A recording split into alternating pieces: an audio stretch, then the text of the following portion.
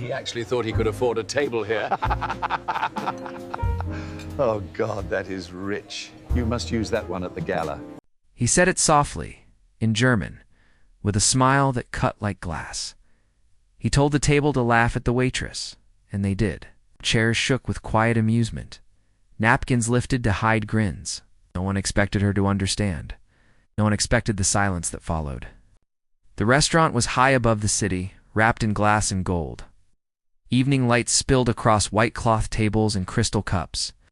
Outside, the skyline glowed like a promise made only to the rich. Inside, the air smelled of roasted herbs, warm bread, and expensive wine. The kind of place where voices stayed low and power stayed loud without shouting. She stood there holding a tray, steady as stone.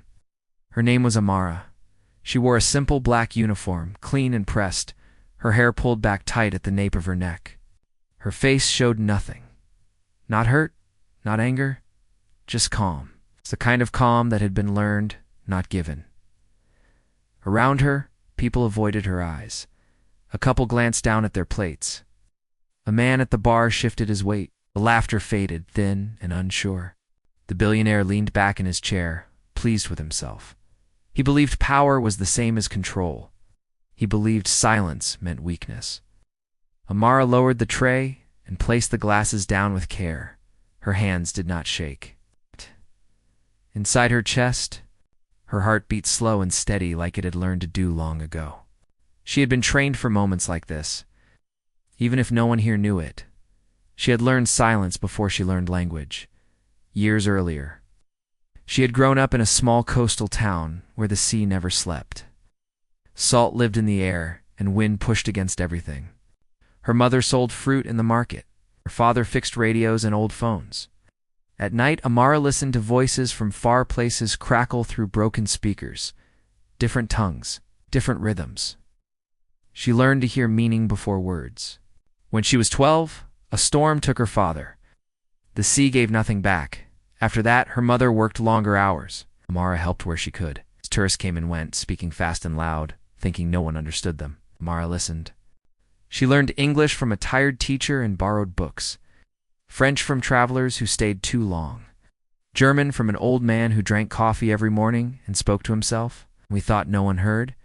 Language became her shelter. No one gave her a door out of fear. By the time she was 18, she spoke 5. By 27, each one carried a memory. Each one carried pain and survival. Then the war came closer, not with bombs at first, but with fear. Her town became a place people left. Amara joined a medical support unit that worked across borders. She learned to move quietly, to listen more than speak, to read faces when words failed. She saw things that stayed with her. Blood on white sheets, hands that held on too long, eyes that went empty in the middle of a sentence. There was a night when the air smelled of smoke and metal. She held pressure on a wound while voices shouted in 3 languages at once. Someone had laughed then, too. A nervous laugh, a cruel one. She remembered thinking how laughter could sound like breaking glass. When the work ended, she carried the weight home. She moved to the city with nothing but a small bag and her languages. Waiting tables paid the rent. Silence paid the rest. She learned that people said the most when they believed no one understood. Back in the restaurant, the billionaire lifted his glass. He spoke again, still in German, making a joke about her accent, about her place. The table smiled. One woman looked uncomfortable but said nothing. Silence spread like a stain. Amara heard every word. She felt the heat rise in her chest, then settle. She thought of the sea, of her father's radio, the people she had held together with her hands. This moment was small compared to those, but small moments could still matter. She met the billionaire's eyes for the first time. He saw something there that made his smile slow. Not fear, not anger, something measured, something deep. She spoke then, calmly in perfect German. She thanked him for his patience. She repeated his order to be sure she had it right. She asked if he would also like a different wine. The table went still. Faces drained of color. A fork clinked against a plate. The billionaire's eyes widened, just a fraction. He laughed too loud now, and waved a hand as if it were nothing. He answered in German again, trying to recover, making it sound like a test. Like a trick, Amara replied without pause. Her words were clean and precise. She corrected a small mistake in his grammar, gently the way a teacher might. Then she switched to French, addressing the woman beside him, offering a pairing suggestion. Then to English, asking another guest about allergies. Each shift was smooth, effortless. The room held its breath. People nearby began to listen. A man at the next table stared openly. A server stopped walking. Billionaire felt the floor tilt. This was not how power worked. This was not the script. Amara did not raise her voice. She did not smile. She simply did her job, layer by layer, revealing something he had never considered. That respect could arrive without asking permission. The billionaire tried to regain control. He spoke faster, in German than English, making light of it, making jokes. But the laughter did not come this time. It sat heavy, unused. A subtle thing happened then. A man at the bar stood. He was older, wearing a simple jacket. He nodded once toward Amara. She noticed. Years of scanning rooms had taught her to see small signs. This was one. The manager approached, face tight with worry. He spoke quietly to Amara, asking if everything was all right. She answered softly in the manager's own language, reassuring him. She did not accuse. She did not demand. She simply stated what had been said, word for word, without heat. Truth has weight when it is calm. The billionaire's name carried power. Money moved doors. But tonight, something else moved faster. Phones came out, whispers traveled. A woman at a nearby table typed quickly, eyes sharp. The staff felt it too. A shift in the air, like a storm deciding where to land. The billionaire stood, annoyed now. He accused the restaurant of embarrassment. He threatened to leave. His voice rose. He looked around expecting support. He found none. Amara remained still. Her hands rested at her sides.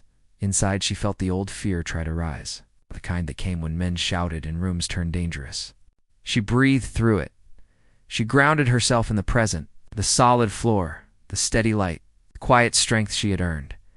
She spoke one more time.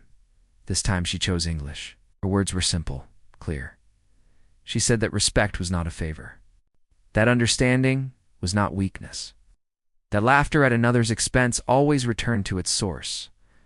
One of the guests stood and clapped once, just once, then another. Not loud, not showy, firm. The sound carried. The billionaire's face flushed. He looked small now, surrounded by silence that no money could fill. He sat back down. His power drained by the simple fact of being seen. The manager asked him to apologize, not demanded. Asked, the word hung there. The billionaire hesitated. He looked at Amara. For the first time, he really looked. He saw the calm, the history in her eyes. He saw that whatever game he thought he was playing, he had already lost. He spoke, stiff and awkward. An apology, thin but present. The room did not cheer. It did not need to. The balance had shifted. Amara nodded once. Acceptance, not forgiveness. She turned and continued her work. As the evening went on, something changed. Guests spoke more softly. Staff moved with lighter steps. The air felt cleaner. When Amara passed tables, people met her eyes and smiled. Real smiles this time. Not out of pity, out of respect. At the end of her shift, the older man from the bar approached. He spoke in a quiet tone, in a language from her childhood. He told her he had heard her accent change. He told her he knew what it meant to carry many worlds inside one voice. He thanked her. Outside, the city hummed. Lights reflected on wet pavement. Amara stepped into the night and felt the cool air on her skin. She thought of all the times she had stayed silent because it was safer, and the few times she spoke because it mattered. Somewhere far away, the sea kept moving. Stories like hers rarely make headlines. There is no explosion, no shouting victory. Just a room that learned something it did not know before. That dignity does not need permission. That strength can be quiet.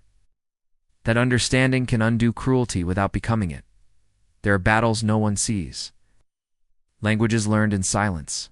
Scars carried under neat uniforms. In moments when the world pauses, just long enough to listen. If this story stayed with you, take a moment. Think about the words you use when you think no one understands. Share where you are watching from.